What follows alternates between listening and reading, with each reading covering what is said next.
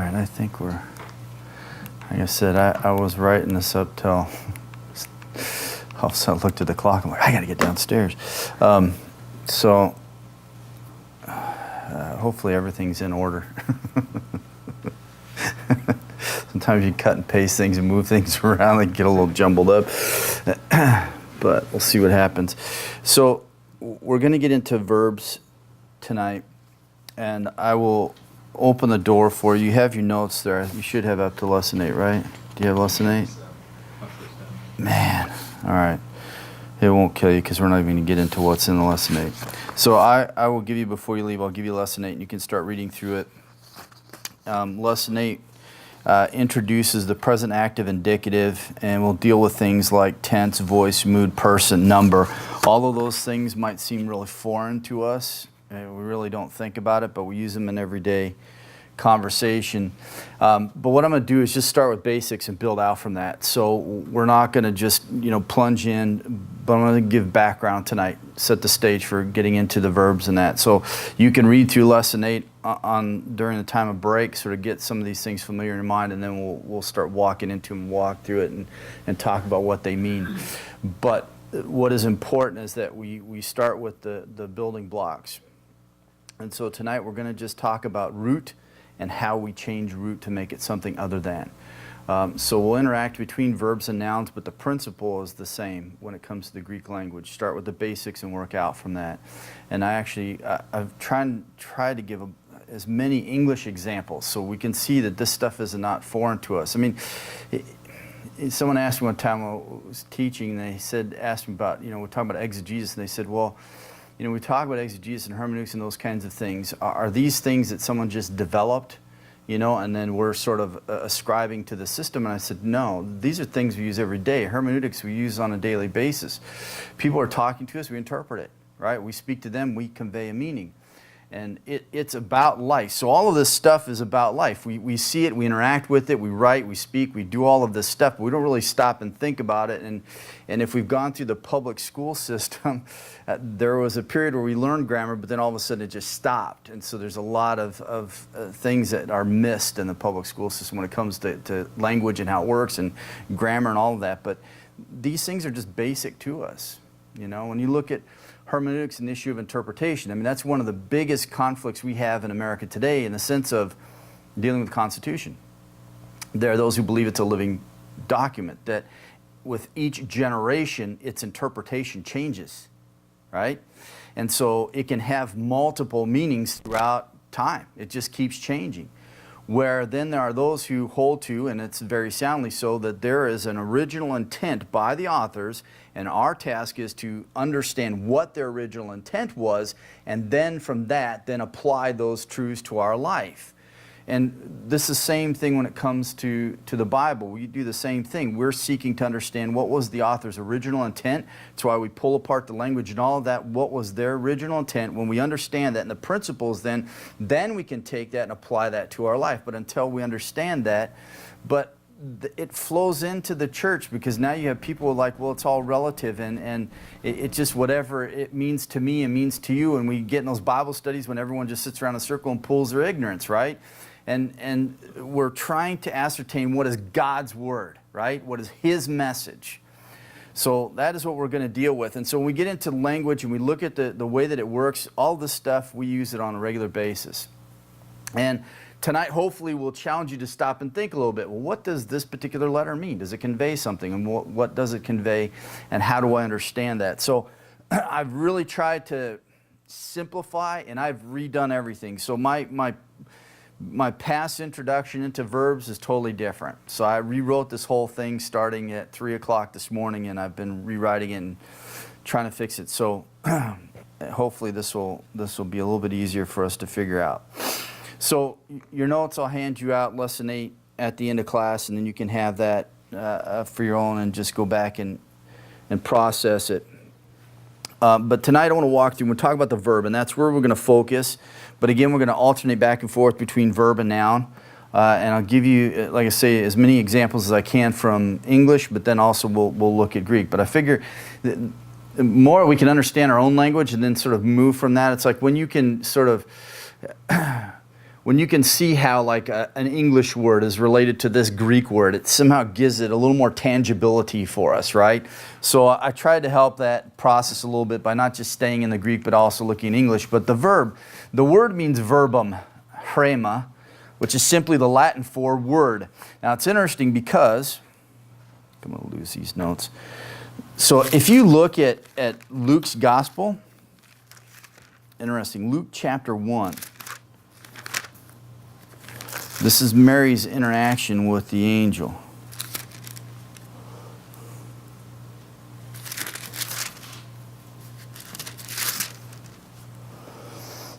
In 137, Luke's Gospel, it says, "For nothing will be impossible with God." And if you have NASB and they put that marginal notation in there for verse 37, not any word. And that really is what it is. It's hrema. Not one word is impossible with God. In other words, whatever He speaks, He can do. So essentially that's what it means. And the verb is, if you will, the word par excellence in Indo-European tongues. I mean, it really then carries the significance of what this is. And when we talk about verb, there is this relationship between verb and noun. We saw this where they both share the exact same root, verbs and nouns do. And it's hard to tell, really, in some ways, which came first. Did the noun come first or did the verb form come first? Because they're built off of that same triliteral root system. And this is the thing, I'll even show you an English example, one of the longest words we have, but I'll show you, it starts off with the triliteral root. Hebrew, Greek, exact same way. They start with triliteral root and they build out from that. Prefixes, suffixes, or with Hebrew, infixes. With Greek, we don't have infixes, but we have what we call metathesis, but the changing of vowels. So that changes the inside, the belly of the word a bit. But for the most part, we're dealing with prefixes and suffixes, and we're looking at that. But they have the same history. So we saw this with dik. We can have dikaias, dikaiao, adikao, we have adikas. So we have that dik is the root. That is the triliteral root, and it is the base by which we build everything then. So you can make a noun, you can make a verb, you can make an adjective, whatever you want to do. You can add the, does my thing work? So you can add this suffix to the end here and change the meaning of it. We can add this suffix, makes it a verb, or we can add a prefix to the front of it, which is an alpha privative. It negates it, adikeo, which is I wrong or I do wrong, right? So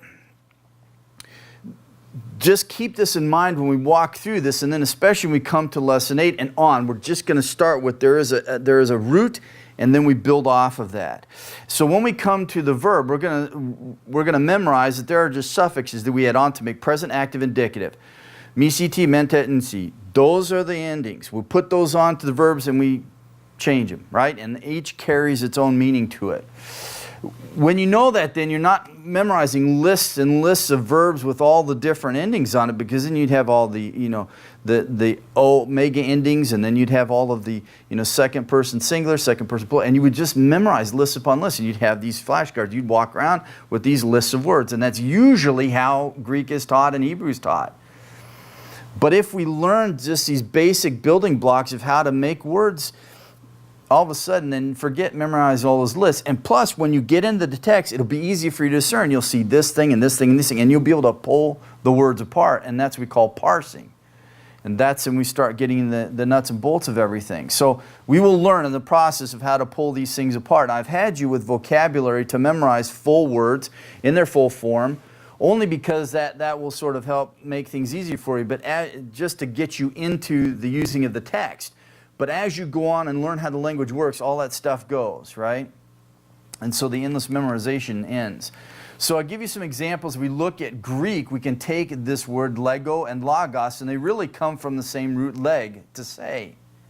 But we have two different words here. We have a verb and we have a noun. So we have lego, which is I speak, and we have logos, word. Okay? And basically it really is only just two root letters, the lama and the gamma, right? So we only have two letters essentially that form that root, and then however we put vowels in or take them out or put endings on, we change the meaning of that. It's the same thing in English. We have the exact same thing that happens for us. We don't really stop and think about it, but it's there. So we can take sing, sang, sung. Each of them, by the change of a vowel, indicates the tense of the verb, right? we have the same three root letters, S and G, S and G, S and G. Those are a triliteral root, right? And we just build off of that. We put an I in there, sing, we have a present tense. If I put an A in there, sang, right, then I have a past tense. And if I put a U in there, sung, then I usually will then take me to a perfect tense. Past time, continuing results. So that's all we do is the same thing in English we see in Greek and other languages. And then we can change, if we change the vowel to an O-class vowel from sing to song, I've then changed a verb to a noun by the simple of one word, one letter, right? So it's not foreign to us. It happens with us all the time. We just don't stop and think about it, right? And then when we start pulling it apart, well, this is present tense, right? This is past tense. Then we start getting into the details of the text and start asking ourselves, well, then what's the significance of that? So if we consider the Greek word lepo, I leave, so Paul uses this in Titus.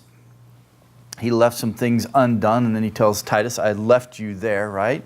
So I left some things undone, then I left you there to make sure those things get completed. But if you look at the present, the aorist, and the perfect tense, and we'll learn the significance of all these later, but just for them, see this. So here we have present tense, lepo, aorist tense, elapon, and perfect tense, leloipa. The root is lip. And we can see that in all three of them, right? We can see the lip. There's just some changes that happen. We'll learn why those changes happen, right? And the significance of that. But that's essentially what we boil down to, is that's just our root. And then everything's just built off of that, okay? So we'll see that in some of the older verb forms, because there was the me conjugation and then the o conjugation, and there was a change that happened, and we'll look at that. So we'll look at a little bit of the history of the language when we get into this, when we come back, and we'll start looking at these elements. And don't get freaked out, because it might sound like, oh, it just sounds like a lot. It's really not a lot, right? I've reduced it down to just the core keys, and it'll start unlocking doors for you. So when we look at then the noun and the verb, in one sense, built off the same function, we see the same thing in English. You can have a root that can be used as a noun in Greek, or it can be used as a verb in Greek, and you just start seeing this relationship that walks you, and you'll start noticing that in the text. When you're starting in the scripture, you'll start to see, okay, well, I can now start to discern these roots that are there, and now I see this is a verb and this is a noun and so on, and both of them are related to this one root, and there's then the significance that flows out of that. But if you take the English word hit, it can be used as a noun and a verb, okay? Now, I'll just tell you that there's then different significances as we start digging a little bit deeper into these different forms. So if we have a noun, the play was a hit, right? But if we take hit and use it as a verb, there's different ways now we can use it in reference to a verb. Verbs now start opening up the door, because when we used nouns up until this point, pretty simplistic. You had nouns and adjectives, right? It's a pretty simple system. Now you get to verbs, and you start now branching out into where the real beauty of the Greek language is, right? It starts becoming very amazing. So we have hit. We can use it as a present tense. The players hit the ball, okay? Same form, but it can be past tense. He hit me. Exact same form. What tells the difference? Context. And that's another thing that's going to be key, is when you start to look at particular words, and this is the problem with things like vines and that, okay? It is good to do word studies, but you always have to be cautious, okay? Because our tendency is that we isolate the one word, we do an etymological study, we do a study on this word, an extensive and all, and we then forget to come back and look at it in the context and say, does this flesh out in the context, okay? One of the words I think in English gets pressed a lot is ecclesia, which is the word we translate church, right? And it just is the assembly. It can be used in a positive sense and negative sense, a secular sense and a Christian sense. Secular sense, Acts 18 or 19, when Paul's in Ephesus and the whole brouhaha comes about, right, because of the idols and that. And there's an assembly, this mob that gathers, and they were warned that this is an unlawful ecclesia, an unlawful assembly. Right? But all the other times we find in the New Testament is essentially referring to the church. And it's made up of two words, ek and kaleo. Ek is out from, and kaleo is to call. So the tendency is that when you're preaching, because you make for great messages, is that we'll constantly talk about where they called out community and so on. But not in every context is that aspect of the word pressed.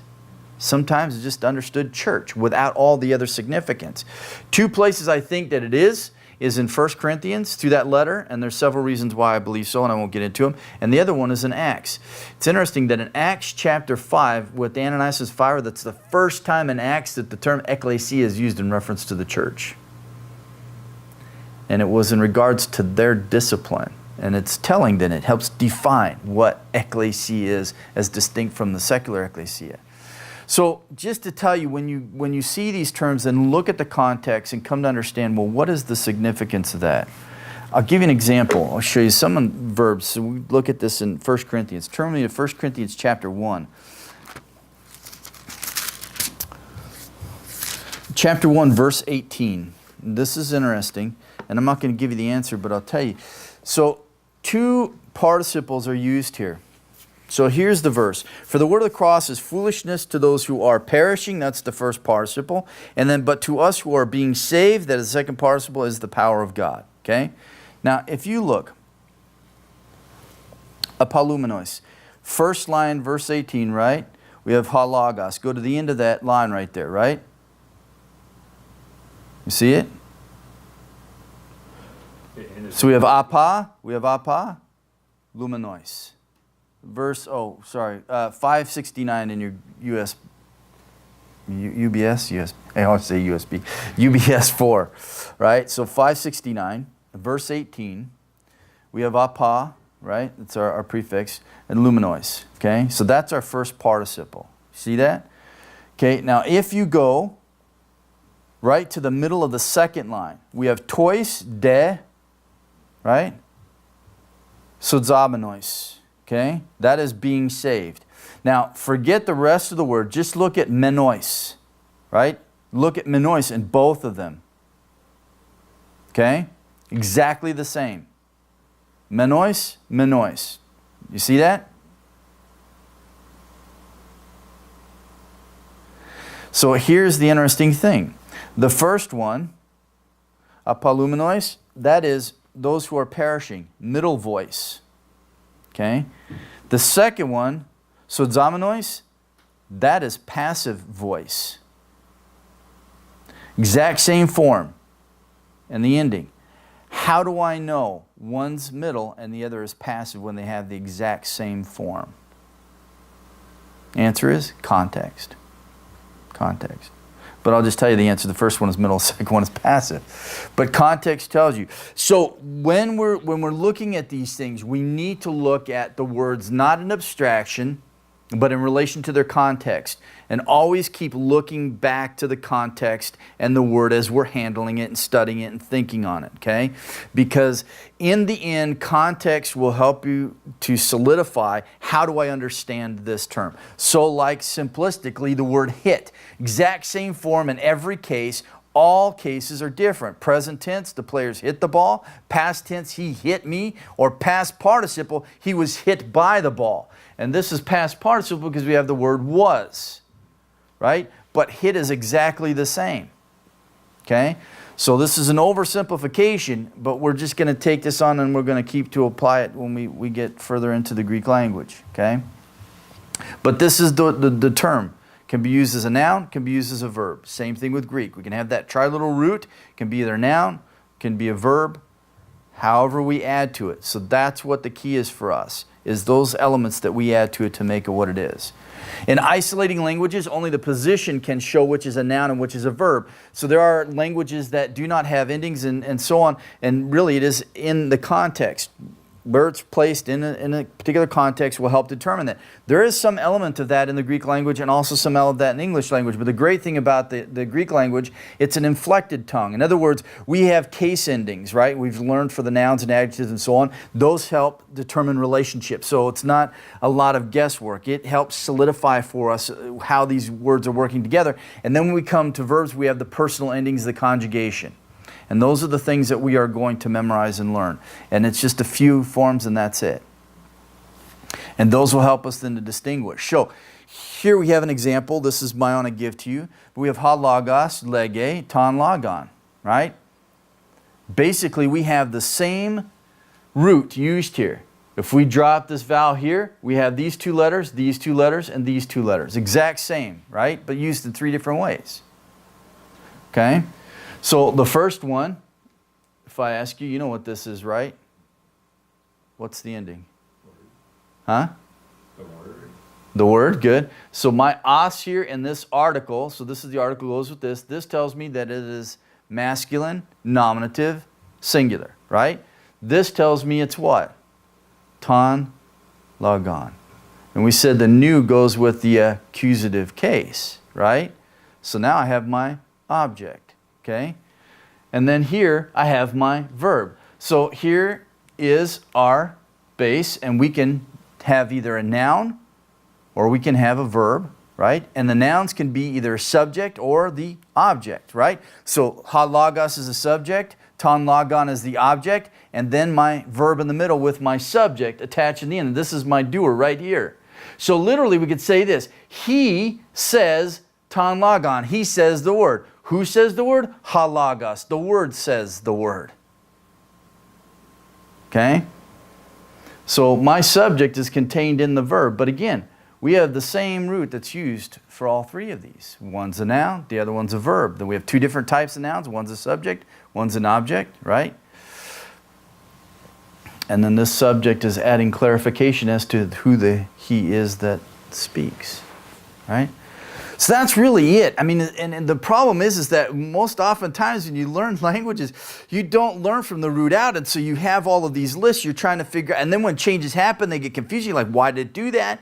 Right? But if you learn how it works and why changes happen the way they happen, when you realize that language is about the phonetics, it's about the sound, and that's the reason why changes happen is because of the sound and the way you pronounce, right? Point of articulation, and that changes it. That changes everything when you come to the language. Then you're not looking at things going, well, that's odd. I don't know why it did that. Well, I know why I did that, right? I know why I did that.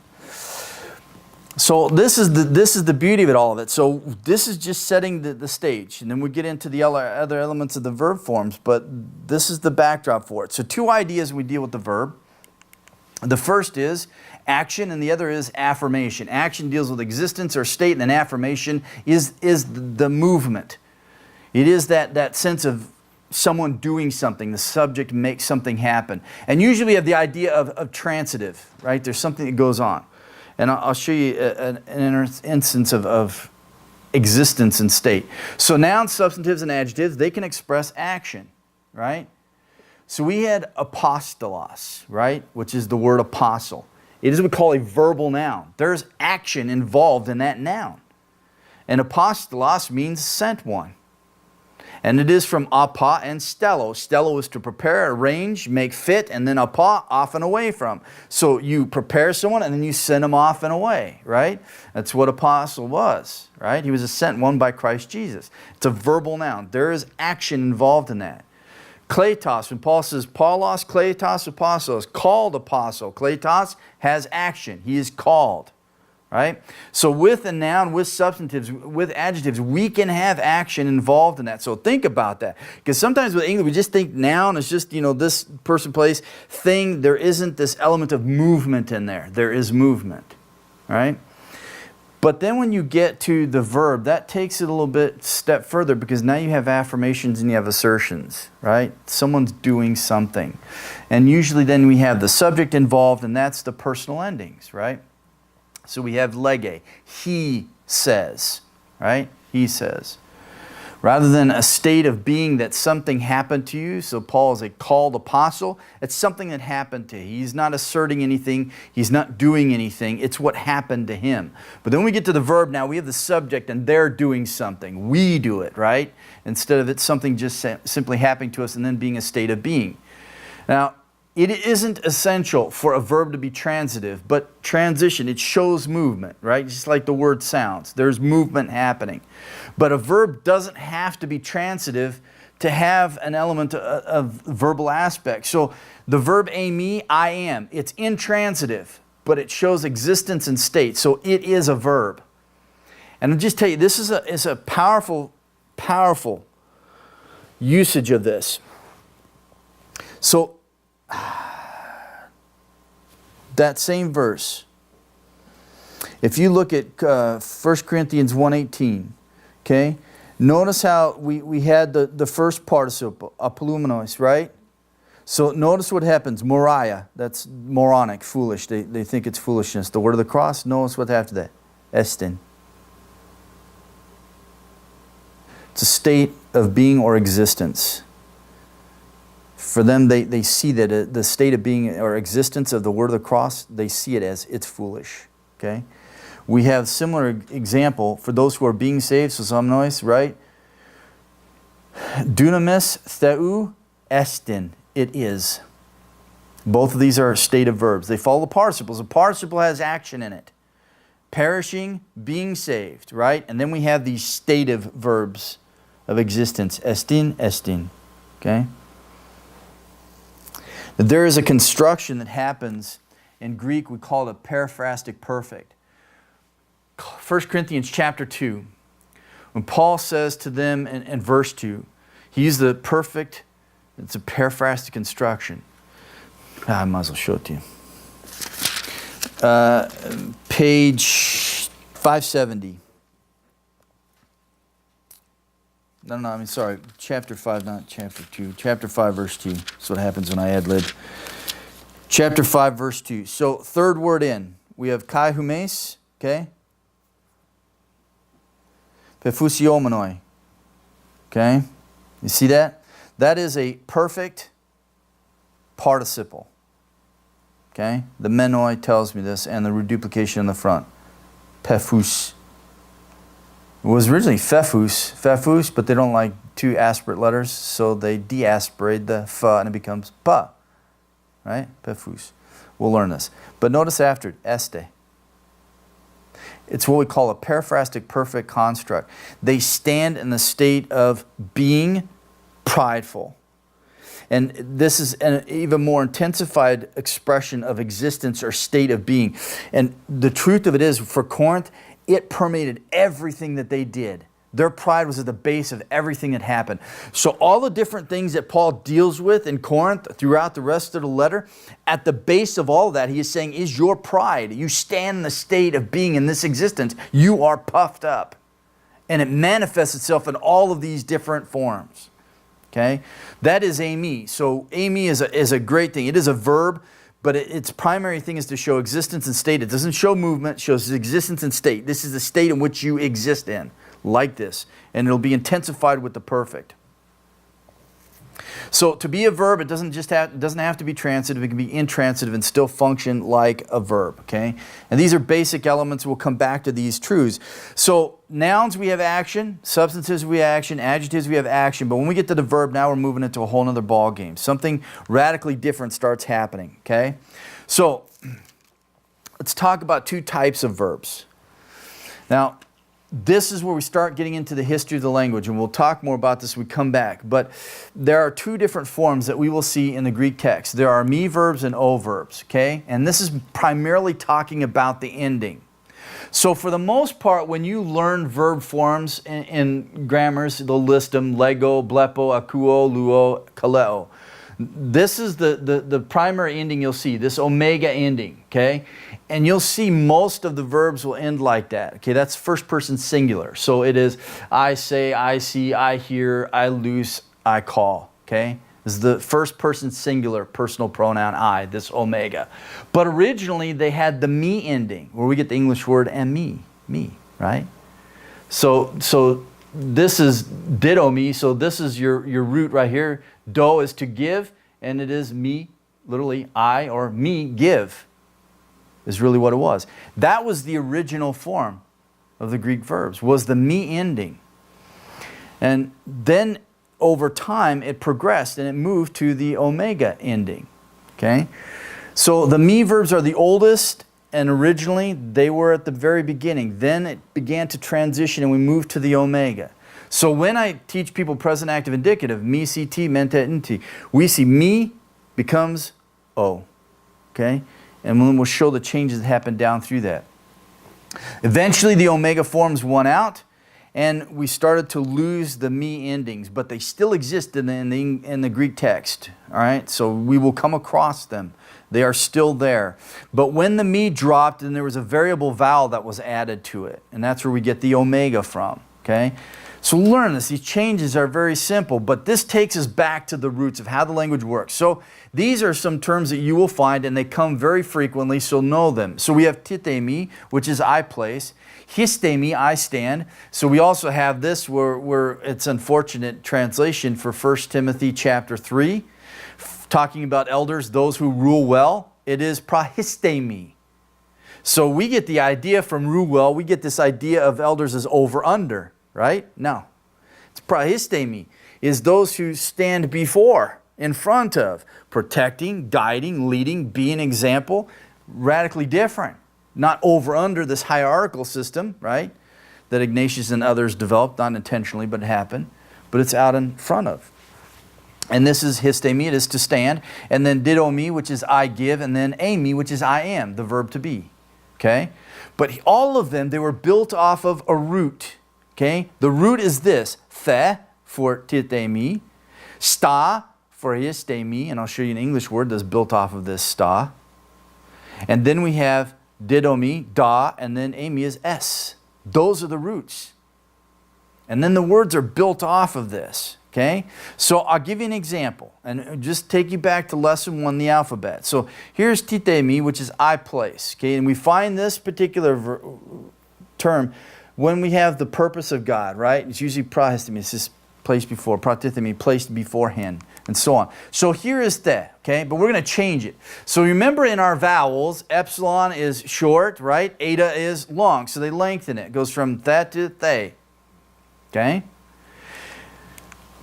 So this is our root, and then we're going to build off of this. We're going to add a suffix to it. Me, it's I place, or I put. And then part of the process was that they would reduplicate it. And reduplication is simply this. They take the first consonant and they double it. And in order to attach it, they put a vowel in between to do that. Now we'll learn that when we make verb forms. We put the endings on, there's going to be a vowel between the root and the ending, and then we'll have the connection. Okay? So watch what happens. So the is what? Going back to the lesson 1, our alphabet. The is what? It's a combination of what two things? We said the original pronunciation was what? Taha. So it's a combination of what? If it's taha.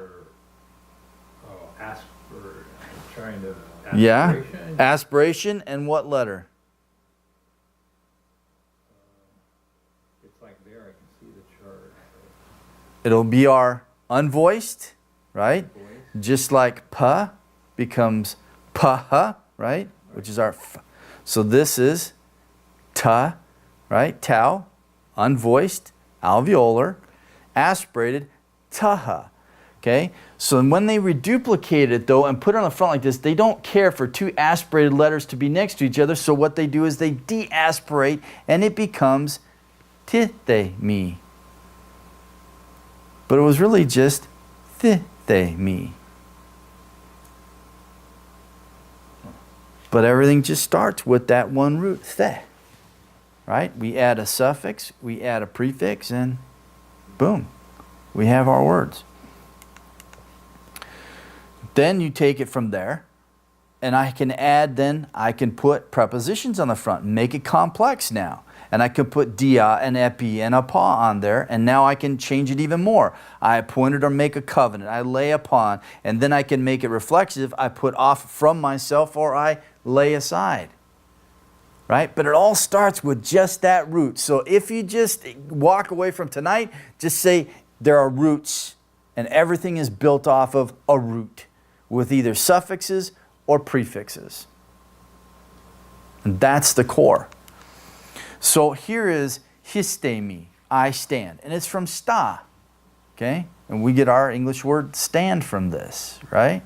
So if I take this, remember alpha can be lengthened to an eta, because alpha is short, but it can also be short and long. In this case, it's lengthened to an eta, so it goes from sta to stay, and this provides then my root. Then I can add me to the end of it, right?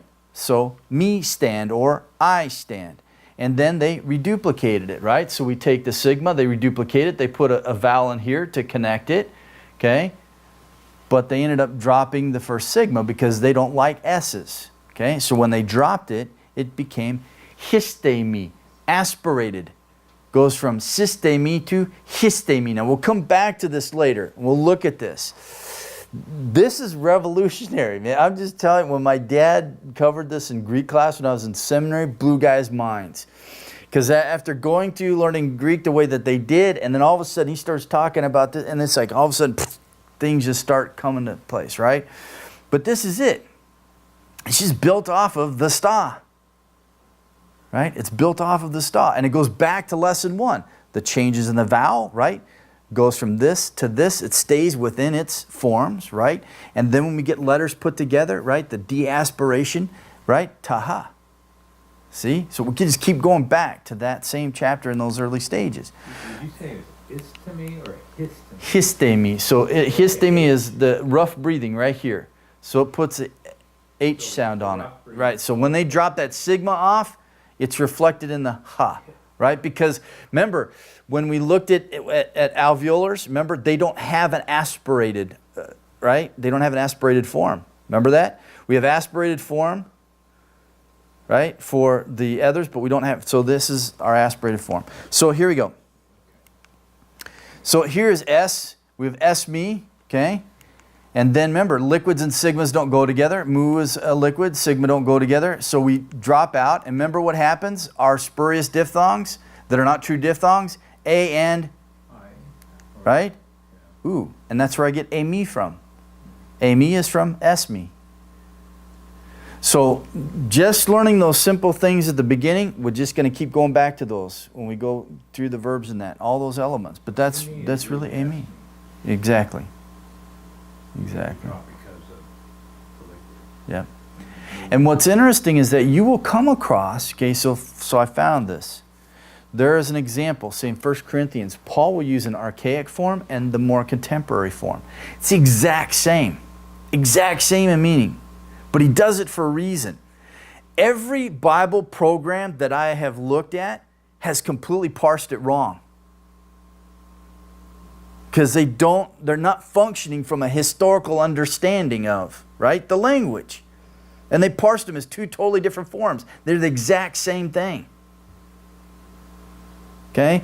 So I just tell you, it's good to use those tools and you can use them, but at the same time, you tell guys, you need to know the language to use them, right? And it doesn't happen super often, but it happens. It happens, and sometimes you might find it might be a serious issue if you parse it incorrectly, right? So we just go back to be, and then I can take ame and I can add my prepositions on the front, apa, right, and para. And now I add new significance to the word. I am absent, right? Because apa is off and away from. So I am, state of existence. I put apa on the front. I'm off and away from, right? I'm absent from you. Right? Paul says that, right? In 1 Corinthians, we looked at chapter 5. Although I'm absent in body, present in spirit. Right? Paremi, I am present. I have arrived. This is where we in Colossians chapter 1, in verse 6, talking about the gospel, it has come alongside of you and it is existing, right? There he uses the participle. And then we can change the participle. We can put para on the front of it. We can ousia, which is the feminine participle of ame. And we have presence or coming. And this is used of the Lord's second coming, the parousia. Right? These things look totally different. But when you know how the language works, it's not so different. And it's not so radical. And you're not memorizing all the different forms. You just start pulling them apart. So the building of a verb. This is where I want to spend the rest of our time together, building a verb. So we're going to look at the basics and work from that and go out, okay? Now, some of this, you say redundant, okay? But I do it for a reason. Repetition is the mother of learning. Just keep putting certain things in your head. So I'm coming back at them from different ways, but I'm just keep putting those same things into your head, okay? Because this is important for verbs. So the thing to note here is that the Greek verb took the root and on it built a wonderful system for the expression of various angles of thought. And this is the thing about the Greek language. Hebrew was pictorial, images, right? foreshadowing what was to come. Then you have Greek, the fulfillment. Everything had to be exact and precise. And when you get into the verb, you're getting into precision. Okay? You get into amazing, beautiful angles of thought and truth that oftentimes our translations can't carry. They just can't carry. Otherwise, people wouldn't be able to read them. I mean, that's the thing about a translation. It has to be readable, right? And so you will start to find that, man, that just isn't quite how it is, right? But it's close. It's close, okay? You will find that with Greek, you can have just one word in the Greek text and it has so much significance and bearing, you got to have 5 English words to cover it, okay? But man, when you start getting into the verbs, man, I'm just telling you, the word just starts opening up. It just starts opening up and coming to serious life. And from here on out, that's all we're going to deal with is verbs till the end. At the end, we'll get to participles. So we're moving into a whole new realm now. So the way that this system was developed was by means of suffixes, endings, and they conveyed tense, voice, and mode or mood. Okay, and we'll talk about these later. But that's really all it was that if I take ther or paher, and which means bear or carry, and I put the omega ending on it, I have made pharaoh, okay? Which means I bear or I carry. Now this is, if you will, this omega right here tells me several things, okay? Tells me it's present tense. So present tense in Greek is a continuous action, okay? It is first person singular, I, okay? And it's singular. So this little letter right here tells me a whole lot when I attach it to this root right here. But that's really the verb. That's the verb. This is the heart of the verb. A root and a suffix, and that's it. So what you will memorize is a suffix, and then you just start putting it together, right? Or when you get to your Greek text and they're already formed, your task is to pull it apart and get down to the root. So you're going to work backwards, right? So if we teach you working this way, then the working backwards should be easy enough for you. So then I can add to it, right? Then now I can make it compound, and we have compound expressions where now I add a prefix, and I add the preposition apa, pharaoh, to it. Then I carry off and away from, because apa is off and away from, right? So then I add that to the front of it. Now I've changed the meaning of the word, right? But it just starts with that root. I can put ace on the front of it, right? Which has that idea of movement, and I'm coming towards and into. So I have ace pharaoh. I bring into, right? So essentially when we're making the verb form, we have the root, we have the suffix, and then I can make compound forms, and I can add to it by adding prepositions to the front of it. Okay? And they can just go. I mean, we can just build and build and build. But that's the verb. And that's how amazing it is. That they can just take this simple thing and just to where it's like, man, it just conveys some of the most amazing truth. I mean, it's like, when you get it like, I always laugh like Hebrew, the term chesed. We try to capture with one word in English. It's just not possible. There are certain words in foreign languages that when you say it, it's not just about the concept that it imparts. It's also experiential. Like, you know, if you can describe like the dawning of a day, right? And you can use this term. And I think maybe in our English, the term dawn sort of sense falls into that. But when you use the term, it's not just about the concept. It's like it should bring before your mind's eye like the visual, right? The sun coming up and the reds and the oranges and everything coming awake and all that stuff. I mean, that's what a lot of these words do, right? But sometimes in our translation going from the original to English, we just lose all of that. It should bring you into it. It's like, that's the beauty of language. It's interactive. It's communicating. It's experiential, right? And I don't want to mysticize everything, but at the same time, that's the truth. That's the truth. And so the Greek verb does it, but it starts off very simple. So anatomy of words. Let's start with this, and we'll work out from that. I'll interchange between nouns and verbs and just talk about the anatomy, and we'll go back over some basic things. So the phonological system of language is concerned with the organization of sounds, and that is to me, when I realized that, it was just like, poosh. I mean, that was so mind-blowing to me. And it just opened up so much. I mean, I remember going to my dad, like, I get it now. I get it. That the issue is the phonetics and the way that the sounds are made and the point of articulation, and that radically affects everything else in the language. All right? And that's why then all these changes happen. It's phonetics. But we don't do phonetics. We don't learn it in school. We don't understand this at all. But when we do, it's like, man, you see it in a totally different light.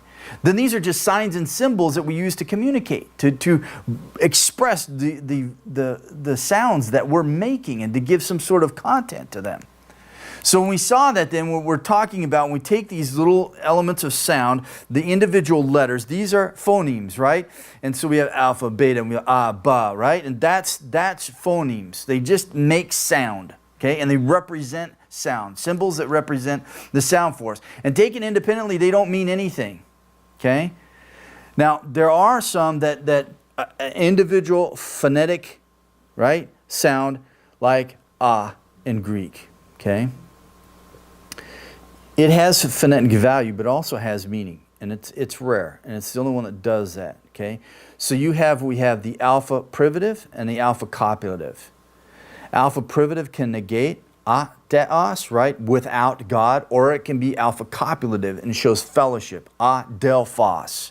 Delphus, womb, fellowship of. So brother is a fellowshipper of the womb, right? So can have meaning. But it's rare. But for the most part, when we look at those symbols, they're just reflecting a sound that lies behind them. And they have no meaning. But when we put them together and combine them, now we have meaning. And this is what we call the morpheme, right? So if I take da, ga, and they stand by themselves, they don't mean anything at all. But if I add them together, it equals dog. Now I've got meaning. Now I've got meaning. This is the same thing for Greek. This is just the basics, right? I take these things, I combine them together, now I've got meaning. Words have meaning. This is awesome. It means we can talk, we can communicate, we can express ideas and concepts because they have meaning. Right? Which then is a caution for us, because then as we speak, what are the words that you are saying, but you're communicating something, right? This is the thing I don't people understand about preaching, right? This is the burden you bear when you preach and teach the Word of God. You are accountable for the words that come out of your mouth. And if they do not coincide with the Word of God, then you're not speaking the Word of God. You got problems, and you're going to be judged by that, according to James, right? More so than others if you have that official responsibility and role of teaching and preaching the Word of God. But then as a minister of the Word, then you got people who are complaining and they come to talk to you. I think you need more of this and more of that. And you start listening to other voices telling you how you should do what you should do. Don't, right? Because they're not going to stand with you on Judgment Day. It's just you and God and your accountability for that, right? That's why Paul says, be careful how you build on the foundation, right? Because all that's going to be weighed. So that's the fear and trepidation every Sunday for me. And every Bible study I teach and everything I do, and that's why my fear of putting it on tape and CD and on the internet and in paper form is because it's there. Right? It's the fear and trepidation that you have. Words have meaning. We're saying something. So then we go to the world. We're speaking to the world. We're telling them truth. We better convey it accurately. Right? If we're telling them about God and about salvation and about all of that, right? The words mean something. Unfortunately, we want to accommodate to the world, right? And we want to reach them. And it's okay at times in our language to use some of the phrasing the world uses. We try to talk about, slang and so on, right? And we try to connect. We have to be very cautious. Very cautious. Because sometimes in the process of doing that, of trying to relate and trying to communicate, and that is a part of communication, we end up compromising the truth. So you have to weigh, can I alter these words, right? Or will it then ultimately change, right? That meaning. Just be careful. Be careful. I find this with the young people, right? Doing high school. Trying to put it in tangible words, but at the same time, I have to be careful the words I choose, right? But this is it. We have meaning. So phonemes, when combined into large units and have recognizable meaning, these units are called morphemes. And morphemes are the minimum units of speech. This is the lowest you can get when you talk about meaning in a given language. Okay? So the English phonemic sequence, da, ga, it has meaning. When you put them together, we have dog. And because it can't be divided into more than just this one unit, I can't pull it apart, because it has to stand like it is, D-O-G, then therefore it is a morpheme. Okay? And I can't reduce it any further than that. If I take the word dogs, though, now I can reduce it. I can take dog as one morpheme and S as another one. Now the S has no meaning unless it's connected to dogs, right? So we call it a bound morpheme, but it's still a morpheme. It has meaning. In other words, we have dogs, more than one dog is what S tells me there. It can be 2 dogs, 15 dogs. I don't know. I'm going to have to, the rest of the sentence is going to have to tell me how many, but S tells me more than one dog. It's awesome. One letter tells me that. That's cool. That's when we then get in the Greek text. These letters, they tell us something. There's something there. They're not irrelevant, right? They're not irrelevant. All those elements communicate. So any linguistic form then that cannot be broken down into a smaller meaningful unit is a morpheme. Okay? So a morpheme may consist of no more than one sound, such as S, or many sounds, such as hit. Okay, so we can have the word hits consists of 2 morphemes, hit and S. Now I'm going to take this a little bit further now. Okay, that S can have different meanings. Okay, so once I've pulled apart, I see the forms and I say here's the form and here's the form. This is morpheme. Okay, I'm pulling it apart. I'm parsing it. Okay, now what does this S tell me? Okay, and I can have 2 different meanings. So here's the first example. The car hits the mailbox. Okay, and the singer had many hits. Exact same word, exact same form, totally different meaning. The first one communicates third person singular. So, because the car is an inanimate object, right, we would translate it, right? So literally it is this, the car, it hits, that's what this S tells me, it hits the mailbox. But we don't always translate it or put the fullness to it, but we should understand it's there. And the same thing with Greek, understand it's there. The second one, the singer had many hits. This just tells me it's plural. He had more than one hit. Or he had multiple hits, right? And notice that that's translation. He had more than one hit or he had multiple hits. Both are true. Both communicate that S that's there, but different wording. Correct? So that's when we get into translation. Same truth, same point, little bit variation in wording.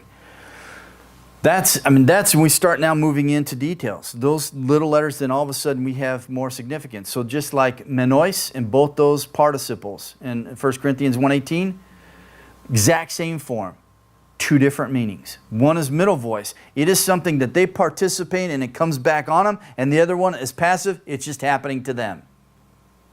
Context will tell you the significance between both of them. So we can take our roots then, and in the last one, our stem.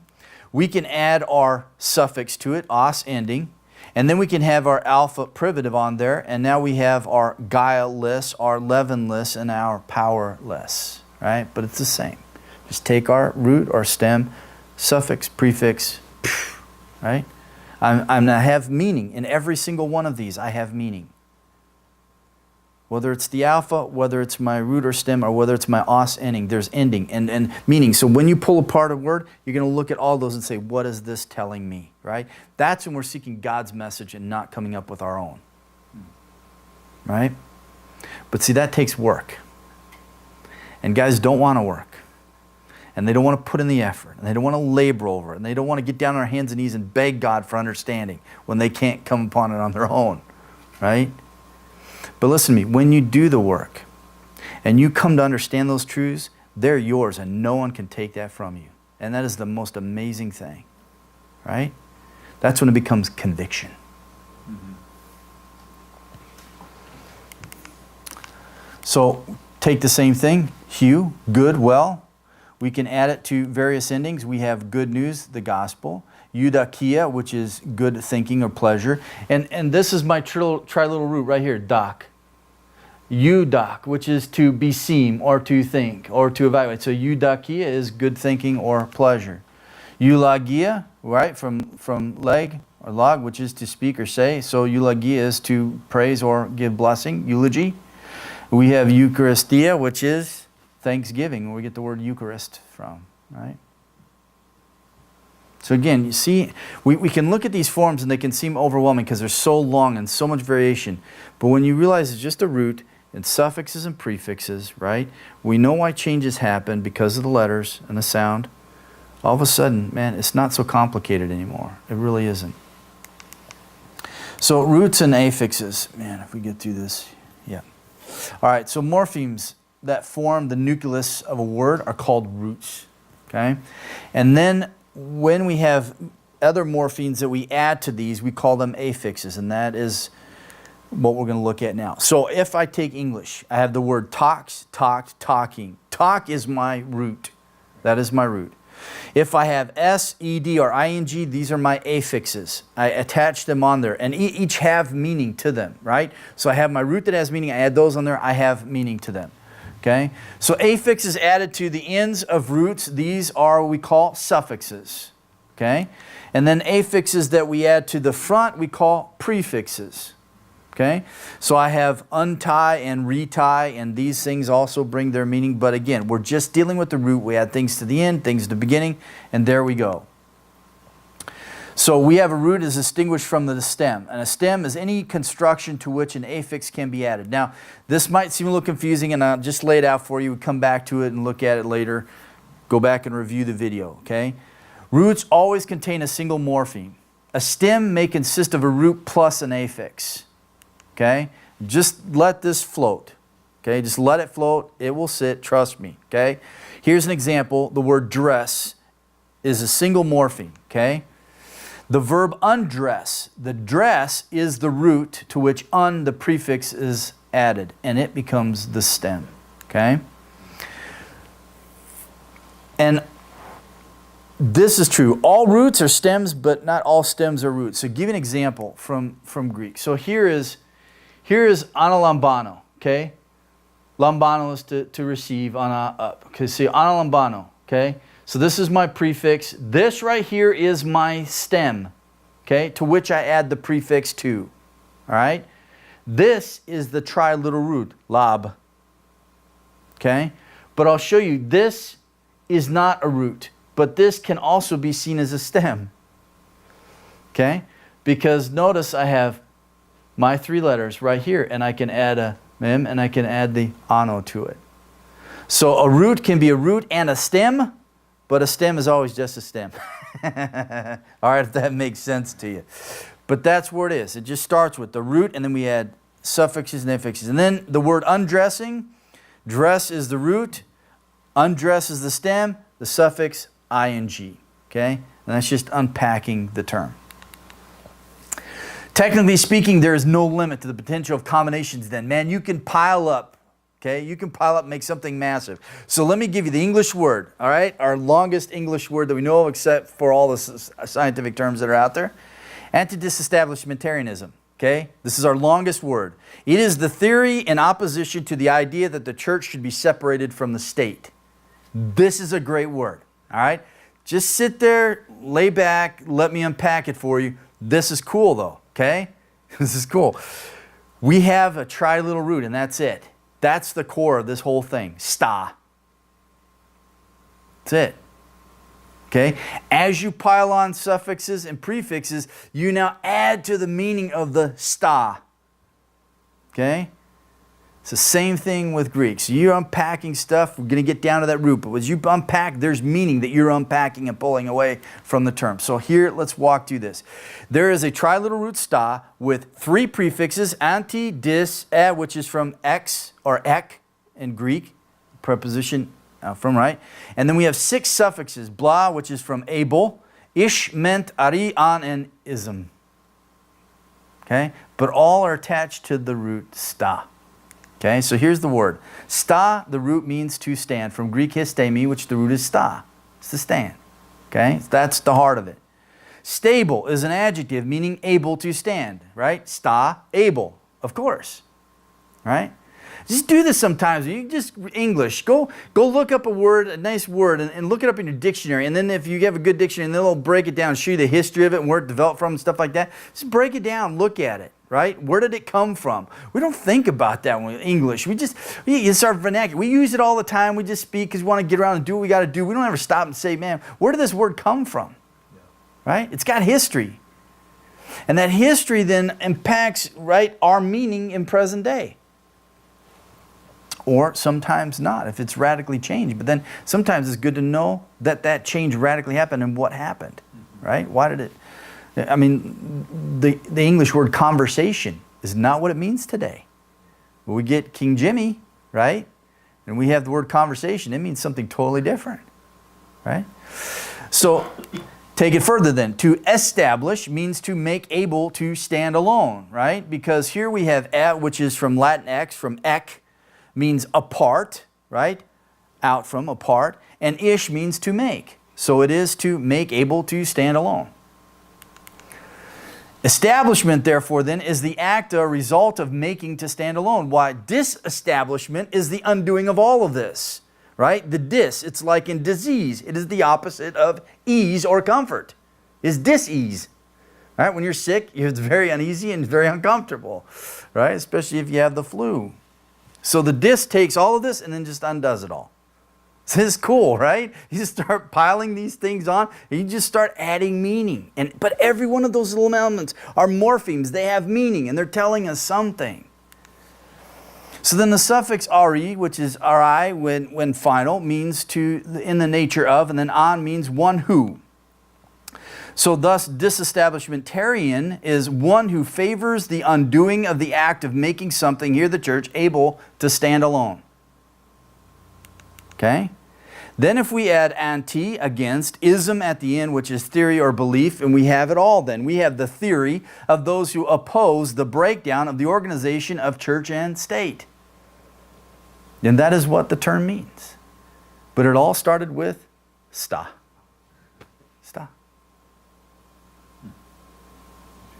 So what would normally happen if you take that term, you would memorize all those different forms, right? Enlist, and then try to make sense of it.